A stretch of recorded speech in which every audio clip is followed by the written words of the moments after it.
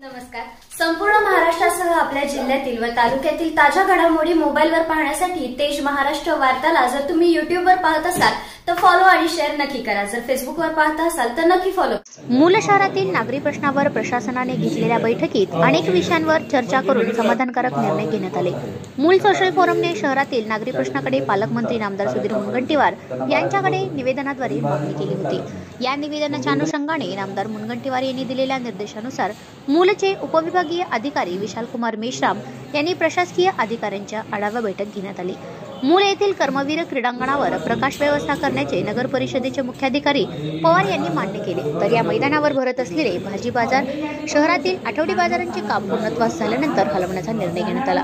मैदानावर फिरायला व्यायाम करायला जाणाऱ्यांना वन्य प्राण्यांपासून धोका होऊ नये याकरिता वन विभागाची मदत घेण्यात येईल यावरही चर्चा करण्यात आली. बैठकीत मूल येथे मंजूर असलेल्या 100 बेडचे रुग्णालयाच्या कामाचा आढावा घेण्यात आला.